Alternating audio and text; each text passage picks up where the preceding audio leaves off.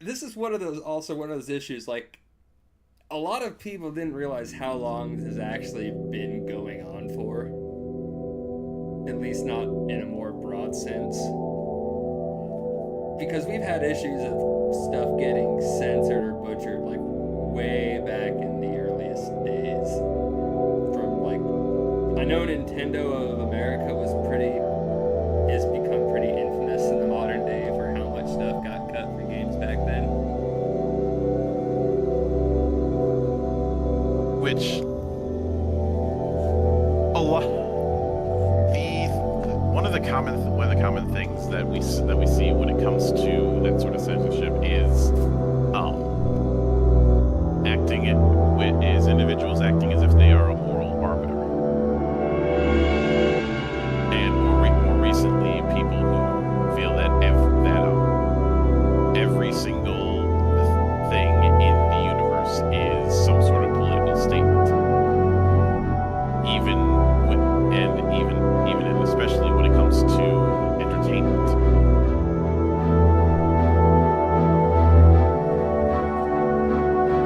Like, I think one of the most hilarious examples of that is like, I don't remember who the artist was. They just drew a picture of, I believe it was one of the Sabers eating a burger. Someone goes off on this long thing about all the capitalist imagery, and the artist just replies, "Hey, artist here. The image is about clearly a burger." Have you ever heard of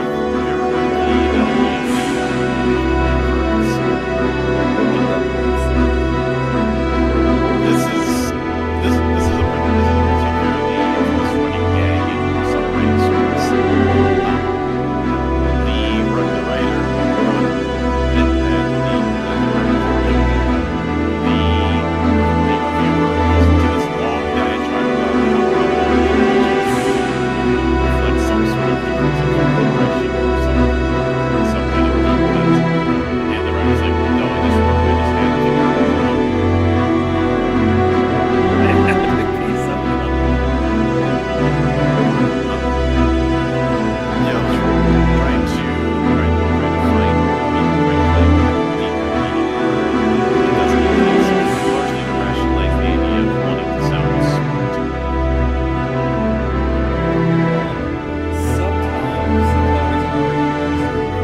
sometimes it's not always this long stretch.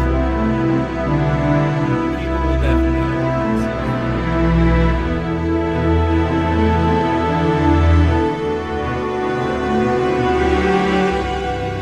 They definitely will, but the analogy I've always used is sometimes a log is just a log, sometimes a cigar is just a cigar.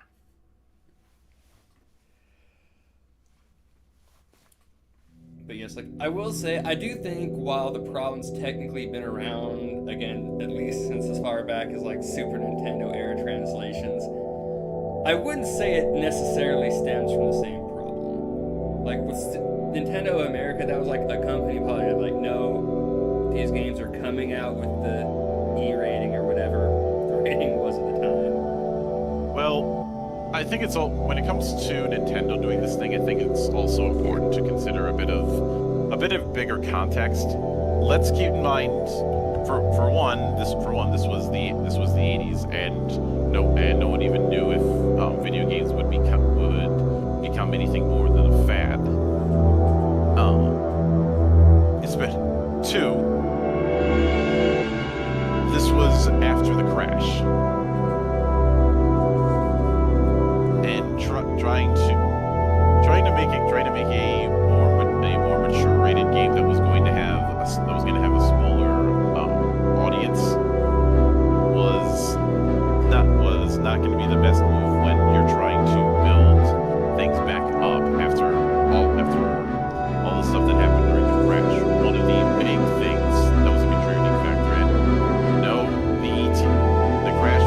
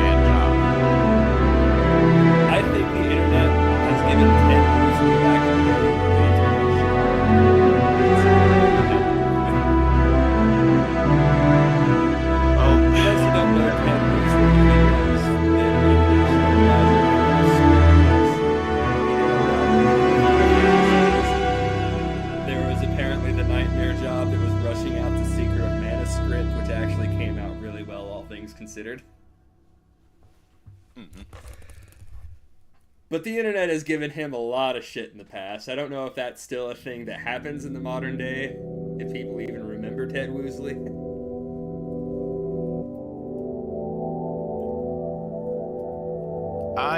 Well, we certainly do, and Woosley got a fair amount of shit, but I think around that time people were starting to discover a lot of the changes that were made and didn't quite have the full context. They just saw changes and thus suck. Oh god, I still remember, like, I know even in early years, this was a small group of people. They were making fun of him for changing the C in Kefka to a K because apparently it was the most accurate version of writing it out as C's. But if you put it that way, it was going to cause so much issue with how you're supposed to pronounce the name.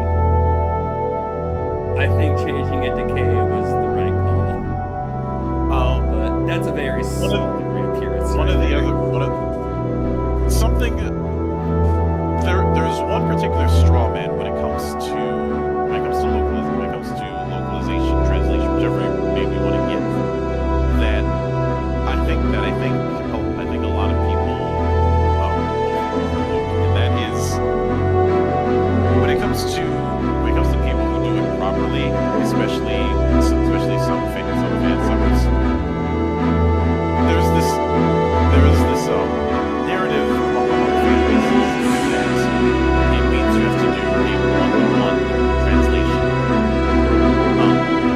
No, that is particularly picked up by bad actors these days.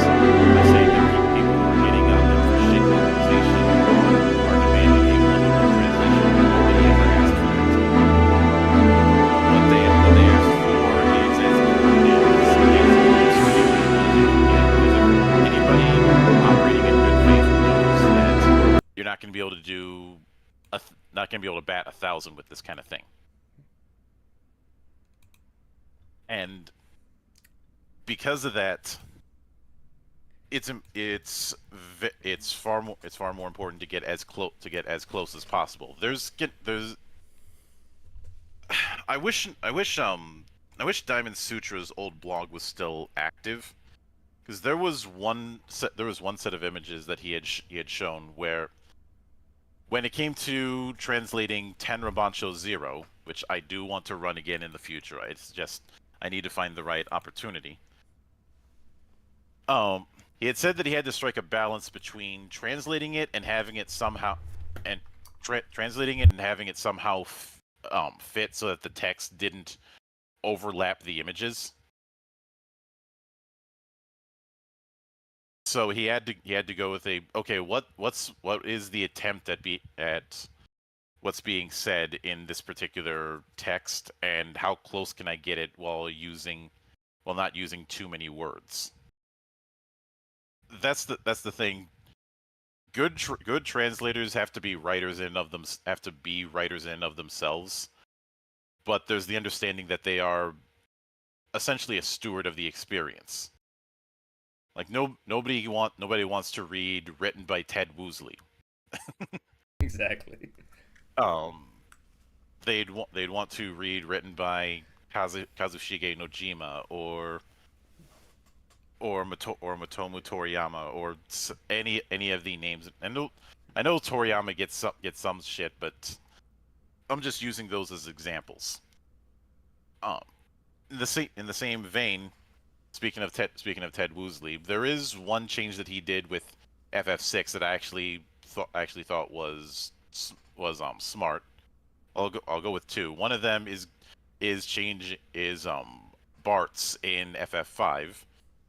If you read the original, it's written as Butts, which became something of an in-joke when Anthology came out. But there was also the fact that Terra, who is ostensibly the protagonist of FF6, though I'm not entirely sure if I agree there. I would say FF6 kind of doesn't have a singular protagonist, is the best way to describe it. She's the cover girl, I'll put it that way. But originally her name was Tina, which is which is just is a bit standard, but Terra in Greek means monster, which I'd say is a little bit more Yeah. fitting, um, given the story. And I will say specifically with the name Tina, that Hmm. isn't a typical Japanese name. Like it sounds out of the ordinary. So when you translate that directly, that feeling gets lost when you keep that name. Yeah, I So it will was a say Tina. change that kept the original intent. Yeah. I will say, I will say going from I will say it's a much better it's a much better transition than Butts, spelled Butz. um, when we talked about Vampire Hunter D, Bloodlust, the better of the two D movies, one of the things we had brought up is how um, Damphir became Dunpeel. I don't really fault the translator in that case because because you're hearing a English version of a European word, and then you have to translate that into English. Yeah, see, I think at this point it's obvious we're not coming down on things that are just straight up mistakes. Shit's gonna Straight up happen. this. Mm-hmm. Like I think a Oh, pretty famous recent one that's just kind of a bit of a mistake that people largely forgave Elden Ring for was the Age of Stars ending. There was yeah. just an awkward way. Just they basically just mixed up the syntax a little bit that made it Mm-hmm. sound like they were taking this entire world into a void of the stars and cold when it's really just you, Rani, and the Elden Ring that are getting taken out of the direct picture. Mm-hmm. I think people pretty much just forgave that because that was just a simple grammatical error, basically. That and It's going to happen. consider how much text in total you have to deal with in a game of that size. Yes. Oh, when there's a reason. It's in the same vein as why people will give Grand Theft Auto a pass when it forgets how gravity works. You know, there's just so many moving parts that something's going to get Yeah, misaligned or something. exactly. But The issue comes in when it's not just a simple mistake. Like it's actual intent to change stuff is when we start to have problems. mhm. And one thing that I think is important to note is a lot of the changes that are made are changes that are made to abide by some sort of current events thing, whether it be with, and this could be as innocuous as trying to put a modern day meme in, or putting in some sort of hot button issue at the time. The problem is that those things don't age for the same reason that a Seltzer and Friedberg movie doesn't age. It doesn't hold up with age, I should say. Um, and I know some might say, "What do you hate internet memes showing up in television?" Yes, because given how long it takes to produce an episode, and that's just an episode stateside, by the time everybody sees the episode, that that particular meme is outdated. It's easy to forget sometimes how quickly memes come and go nowadays. You can have one start and end within a 24-hour period. Now if there are some cases of memes within certain fan bases that are going to stick around, like the whole Spoonie Bard thing Yeah. became such a meme that it's become canon. Yeah. See, when it hits that point, if it fits, I wouldn't mind it showing up somewhere, but Uh, it's never those memes that we have the issue with. no, it's the kind of it's the equivalent of of putting in jokes about selfies. Okay, maybe not the best example because people still take selfies, but But it's kind of died out as a joke for the most part, except for specific uses. uh, And you know who's one studio who I think got a lot more shit than they deserved Which when it one? came to this sort of thing? Working Designs. Now there now I don't want to go too much into detail because I do want to save Working Designs at for for their own focus down the road. But they admitted that there's plenty of times where something that makes sense in Japanese doesn't quite land in English, Like I and don't they remember got a the lot of shit for some of the gags yeah. that they put in. Like, I don't remember what the anime was called, but essentially you had this weird bit where someone shows up with a mattress and just smacks someone in the face with it. And you're like, this is out of nowhere. The gag is supposed to be, slapping someone with a gauntlet is to issue a challenge, but the kanji for mattress and gauntlet are near identical. So the person just got it wrong.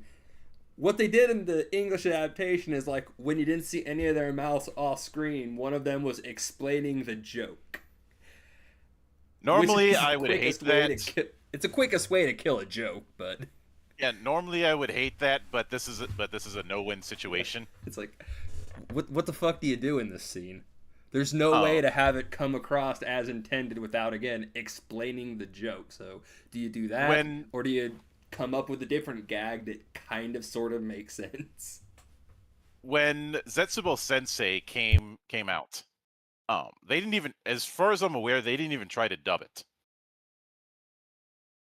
And it's understandable because, as I've mentioned in the past, every single character's name is some form of in joke in Japanese.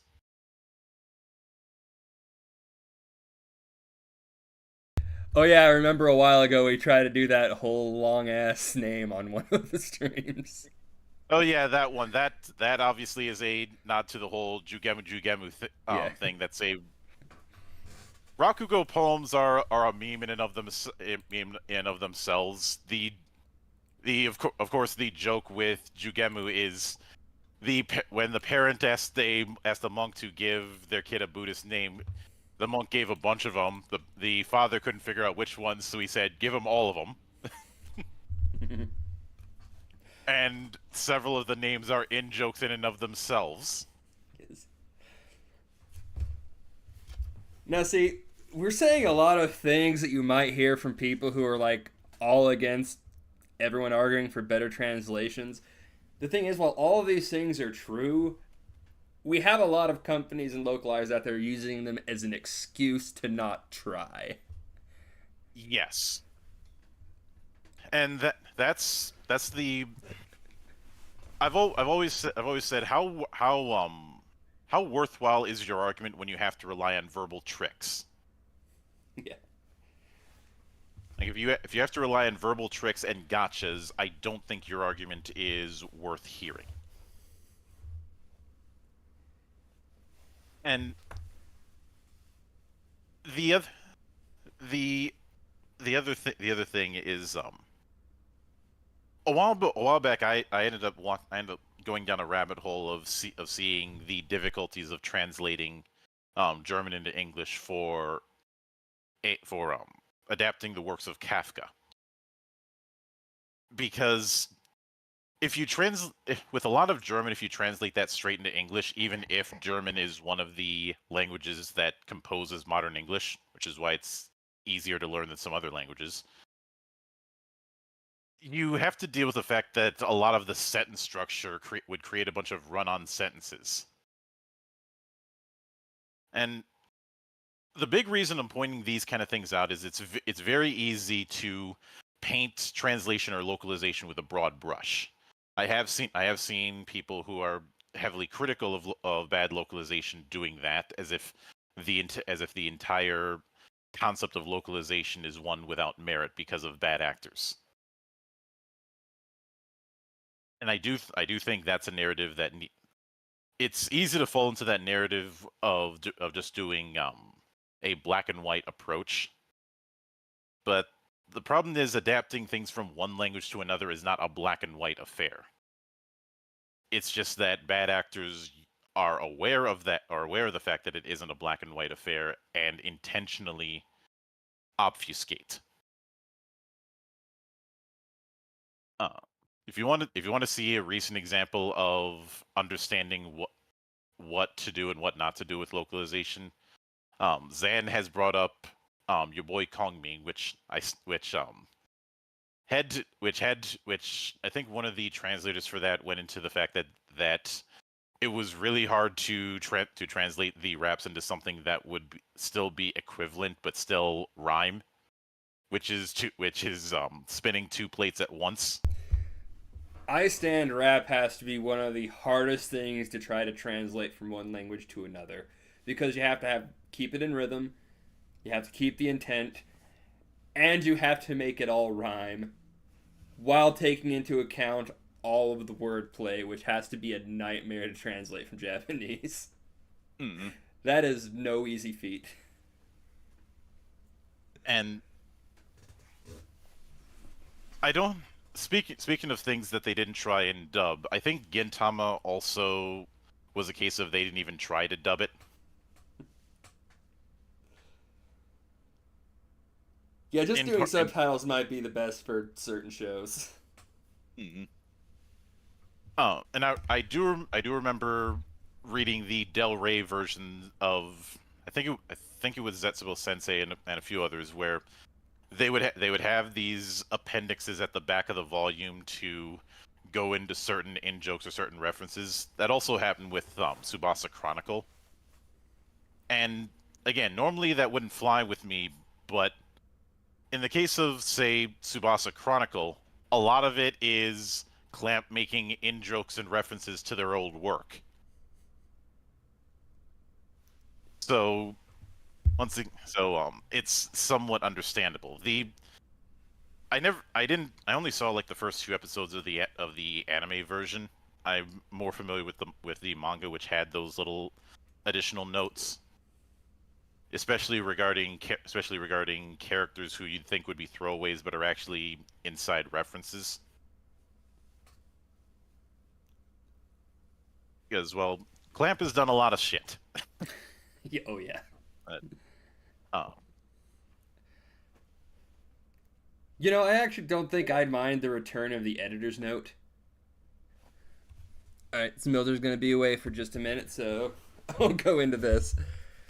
I wouldn't actually mind seeing a return of the editor's note you'd see in certain fan translations.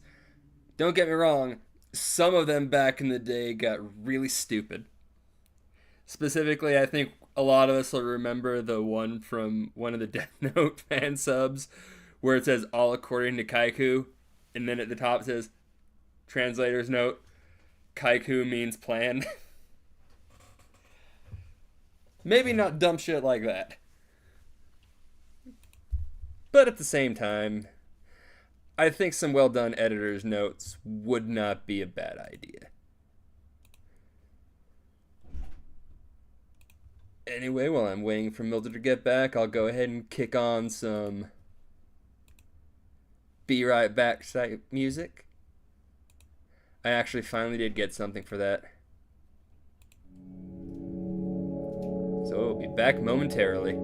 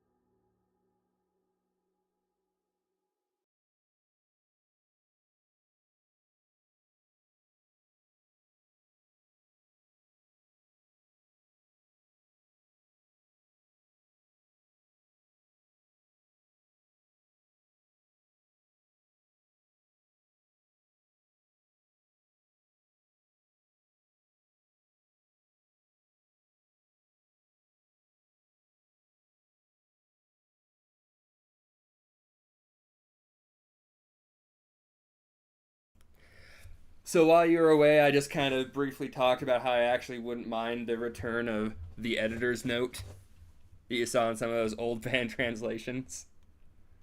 Yeah, But you know, I not the stupid I ones like remember. haiku. Um, Not to bring up Gintama again, but I remember for one episode there were so many editors' notes that they ended up at that instead of putting the editor's notes during the episode, they're like, screw it, there's too many to do during the episode, so we're just gonna do a add-on for like 2 minutes after the episode that goes into all of them. It was a clip show that doubled as a shit post, although saying Gintama and shit post in the same sentence is kind of redundant. Um, I also remembered with Martian's successor Nadesco, there were a few cases of that. Like in the character profile extras on the DVD, it had to explain why Guy Daigoji would insist on that name instead of his birth name Jiro Yamada. Jiro Yamada is the Japanese equivalent of being named John Smith.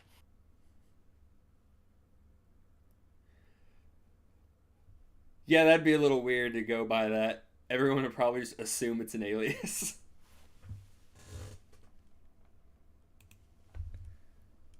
In his case, it's definitely not an alias, but but there's the running gag where he keeps correcting people when they use his actual name instead of the name he wants to be used.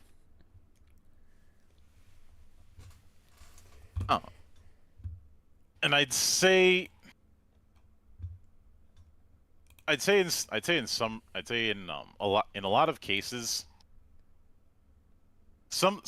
there were some aspects that could be forgiven because of the fact that the character limits were a bit of an issue with the equipment at the time. Uh, like we've talked about this before, the fact that you can say more in Japanese characters in less amount of space than you can in a in the standard alphabet.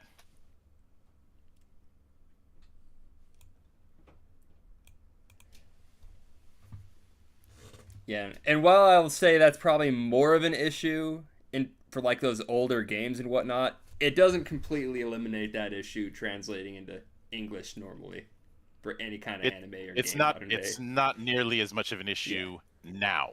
Yes. It's one reason I'm a lot more forgiving of those older days. Especially since with some of them, I know for a fact that they didn't have a whole lot to work with.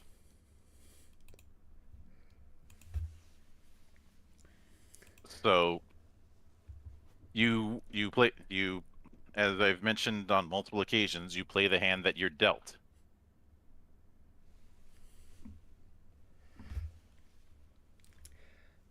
Now, one thing that does seem a little contentious, depending on who you ask, is one thing like Japanese has that we don't are your honorifics, at least not to the same degree. So there's also the question like, how do you handle translating that into English? Like, do you just Uh, include the samas, and all that? Because it doesn't, you can't just do like Mister on all of them because it's not how it works. yeah, it's been tried.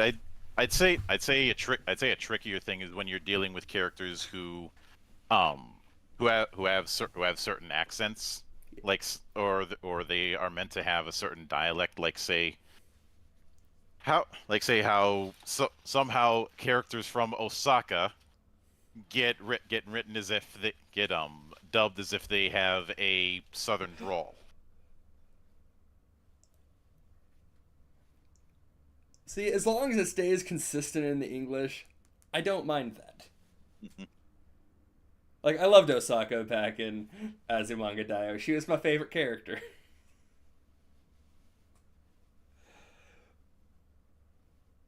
But yeah, that can be hard. I think actually though, as far as the honorifics go, I don't think they sound bad in English. So I think if you actually do just do a return of the editor's note for some shows, just as like to quickly catch everyone up on what each of those honorifics actually mean, Although I think it'd be fine. with with how exposed people have been to honorifics over the course of 20 years, I don't even know if you need to anymore. I would still do it because I think sometimes it's easiest for some of us who are online involved with stuff as much as we are can kind of forget how a lot of other people might not be in as much in on the know as we are or our circles. So I'd I still keep suppose. the editor's note in because there are going to be people who are going to be like, what the fuck are they saying this for? Mhm. And having those notes in isn't exactly going to take away from us. Yeah. Um. That it's it's one of those things where there's a question of there's the balancing act of how much from the source material do you try and do you try and carry over. Um. Like imagine if all of the special attacks in a shonen battle manga had to be had to be dubbed in English. With some of them you could probably get away with it. With others, a little bit less so. I think then it's a matter of finding like, all right, just because I think if you're gonna start translating them into English, you almost have to do all of them. Otherwise, it starts sounding weird. So I think you kind of got to make the call. All right, do I translate all of them into English, or do I leave all of those with the Japanese name, or just as long as it stays consistent? And of course, this applies even more so with the ones that are in English. And One Piece is certainly one example of that. I have not watched much of the One Piece in English at all, so I have no idea how that sounds. Uh, it's it, which I can understand not wanting to watch it in English because of the damage that Four Kids did with those early episodes. Look, I saw some of the Funimation clips in English, like just the clips. I'm like, no. Some of the Is characters sound fine. Some of them no. is it a case of no because so many of them aren't even trying to hide the same voice that they used in DBZ?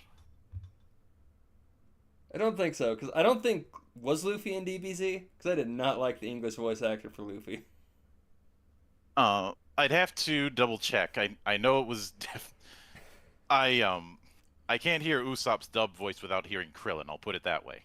I didn't listen to Usopp in any of the clips. Uh, and I know I've been picking on Four Kids a lot, and rightfully so. But one thing I will not dispute is that they had a very good they had a very good dub cast. Like they had some pretty good they had some very good voice actors in their lineup, and since one of them has decided to endorse one of my friend's projects, I can't be too hard on the guy. Yeah. Look, they just had to deal with whatever weird ass script Funimation handed them. Hmm. It does make me curious how much of them actually knew what changes were being made back then for the voice actors. I'd imagine it's a case by case thing. Yeah. Because frankly, they probably didn't really need to know. It's cruel as that sounds, you don't feed all your information to everyone on a project all the time. It just gets things muddled.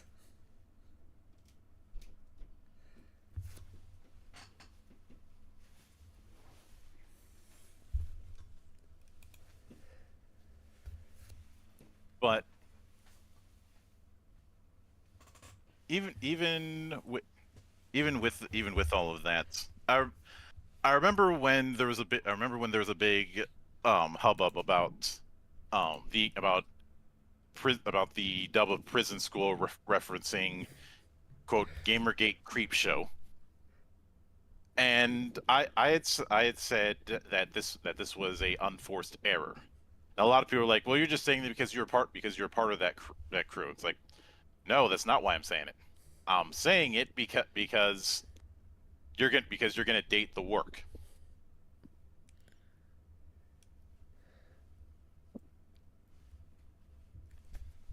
Yeah, that was a weird time. Like following that, even people who were like hated Gamergate at the time were like, "What are you doing? Why are you shoving that into this?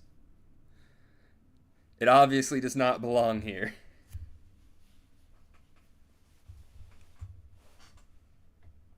Like I said, you're going to date the work as I mentioned, because in a few years when all of those movements have um not necessarily faded into memory, but um are not at the forefront,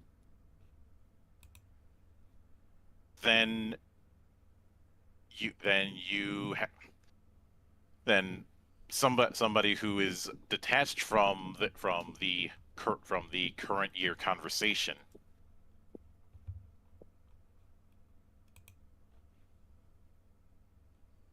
uh, are not going to are not going to know what the hell they're doing. That being said, like I'm not entirely against the idea of putting stuff in a work that's going to date it, if that's kind of what you're going for. But this isn't their work they're putting this into. They're dating other people's work because of this, and I think that kind of makes it worse.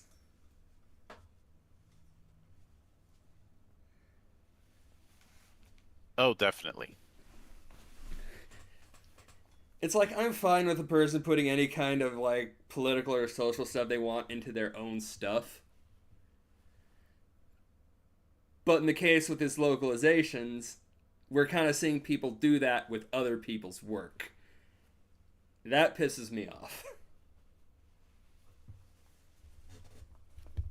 And it's understandable that it would. Like it gets especially annoying because again, not everyone's online following all of this stuff like we are. There's going to be a lot of people that'll like look at some of this stuff and not realize how much of the just current political opinion is from the localizers and not from the people who created these works. And it's frustrating because it's like, how do you let these people know what's going on?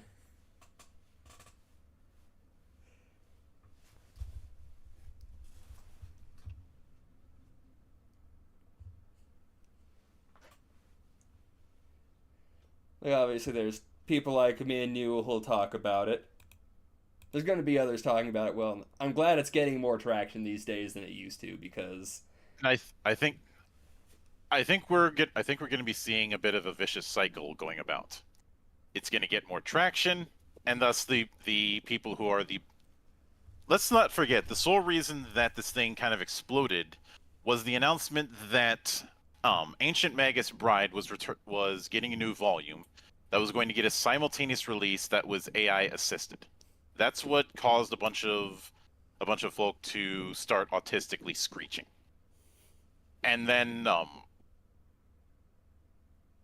when people saw that screeching, even though it's a lot of people are saying, oh, they're just using AI to replace translators. No, what Kadokawa was doing was using AI and then having their own in-house crew clean it up. It is still going through human hands. It's just this tool is assisting on the matter. And it's making it easier for them to do it in house rather than have to just And source it out over I here. Zan and I had talked about it, and a couple of years ago, it was announced that Kadokawa was going in-house for translating the light novels under their banner. And a lot of people didn't think too much of it because light novels are still more niche than full-on anime and even full-on manga. But we had the mindset of this is going to create a potential issue because if this gets more traction, then Kadokawa might look at a company like Funimation and go, why are we paying you if we can do it ourselves? Like, I know it came up on one of our streams before as well, but I think what we hadn't really thought of at the time was AI getting involved because that wasn't really something that was being talked about at the time. Now that it is, I suspect a lot of Western localization studios are going to be in for a lot of hurt in the coming years.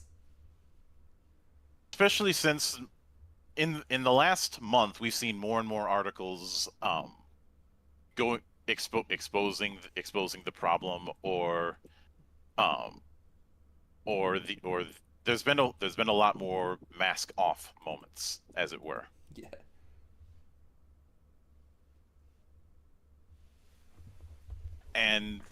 Because of that, get you're gonna have more people paying attention to this kind of thing.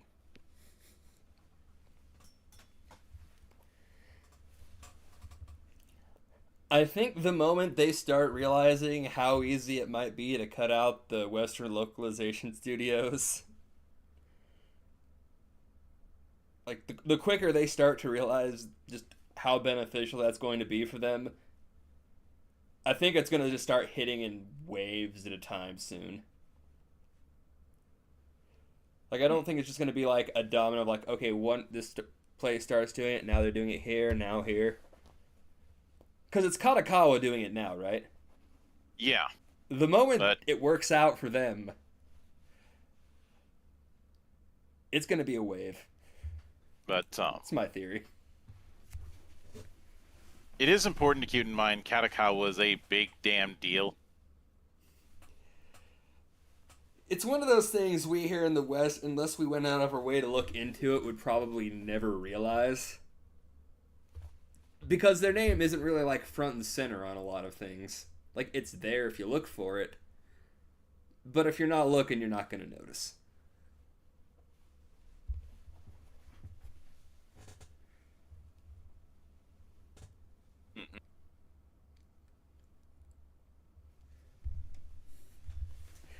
Now, like, But I don't really like want to sit here and say a lot of people are going to be losing jobs over this because I think we both agree there are some good localizers out here. there Like, are, we brought up but I the but have you seen what's been going on in tech? It's been a mass culling because a lot of the gravy train has has run dry. oh yeah. And the thing is the reason why people have less sympathy if those folks are going to lose their jobs is because they created their own problem. It's mostly I'm saying inevitably some of the ones who aren't the problem are going to get caught up in this.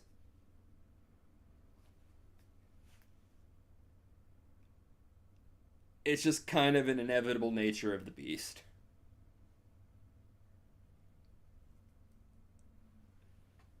Like, I hope that guy who did a great job with your boy Kong Ming's gonna keep a job. Just bring that guy I in think because he clearly cares. A few days ago, I was on Adventure Slang Productions podcast, and this kind of thing got brought up. I had said that the people who have actual skill are not going to have anything to worry about. Like the people who have skill and have talent and actually care about their work are going to be fine. Much in the same way that when it comes to the art situation, the people who actually care about their art are going to be and can negotiate deals are going to be fine.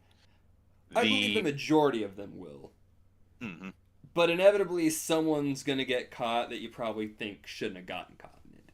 Oh, that's happened. That's happened Yeah. plenty of times already. Up Yeah. and hell, it happened just 48 hours ago with um Schwab's current project, Shadow of the Weird Wizard, which is basically a more family-friendly version of Shadow of the Demon Lord. But even though he clearly states he's not using AI art on the Kickstarter, some dumbasses still accused him of One Piece on the page being AI art. I've warned about that kind of thing about how people are going to look for that clout by witch hunting, and in doing so are going to nab people who at most are stylized but aren't using AI. Yeah. No, it's one of those things. Like I'm gonna say, like I'm gonna feel bad for the people who are getting caught in this kind of shit that shouldn't. But at the same time, like it's going to happen. Like there's not really a way forward in which everybody gets to walk out happy. There was an option to have that, but Was. it's not. But it involves some of the people who are caught in it to actually have humility. Yeah, we kind of missed that train, sadly. So this is where we are now. Like I said, no Yeah. sympathy because this is the bet you decided to lay in. Yeah. Now, I think as we go forward, we're gonna see again a lot more of the Japanese studios handling a lot of it in house, but there's still gonna be a bit of localization done, to make sure the language flows nicely, it's understandable, and all of that.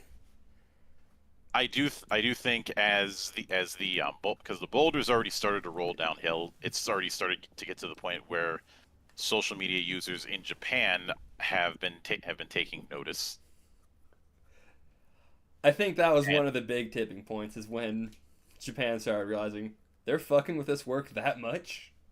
and it's important to keep in mind that this is not just a work. This is not just a work. This is culture. Yeah. I think from what I've read, like a lot of them are also kind of noticing it's not like the Western fan base that wants this either. Which is a good thing, I think. It's like everyone, no matter country, language, can all come together and just hate the same group of people. There's something somewhat heartwarming about that. Like how everybody's able to come together to every year during the playoffs to laugh at Cowboys fans. I don't even like football. I have fun laughing at Cowboys fans. Let to be fair, they kind of do it to themselves. And in the same vein, these people do it to themselves. Exactly.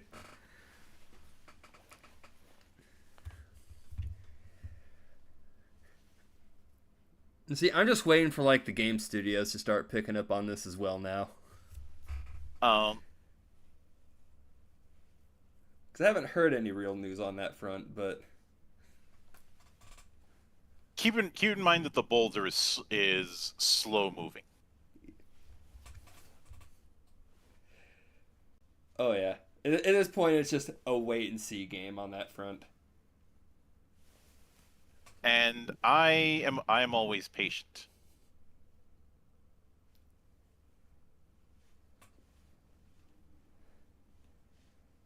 I'm not gonna lie, there's a little part of me just waiting for NISA to crumble. That's the one I'm waiting for.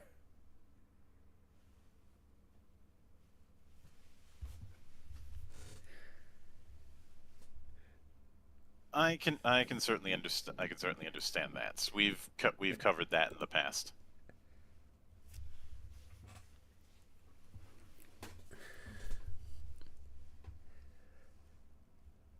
That's it. I think we pretty much covered all the major and many minor points. Is there anything else you want to talk about on the subject?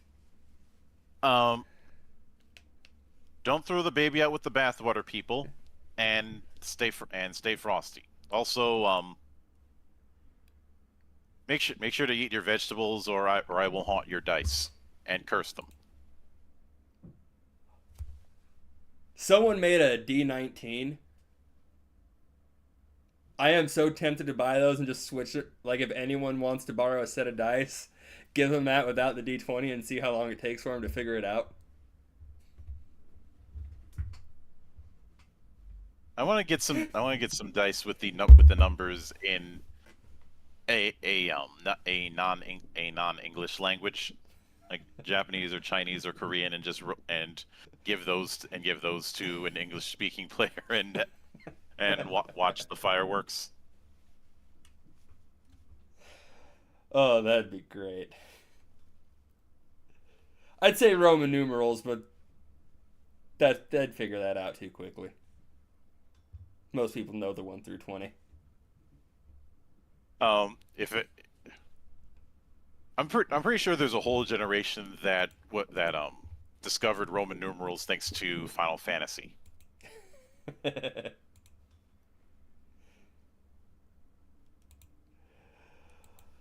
Alright, so with all that said, I think that wraps it up for talking about localization today.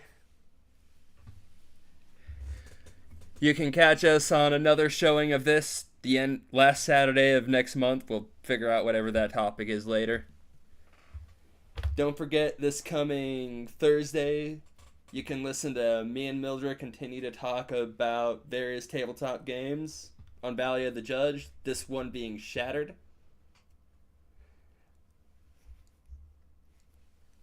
With that, we will see you all next month here.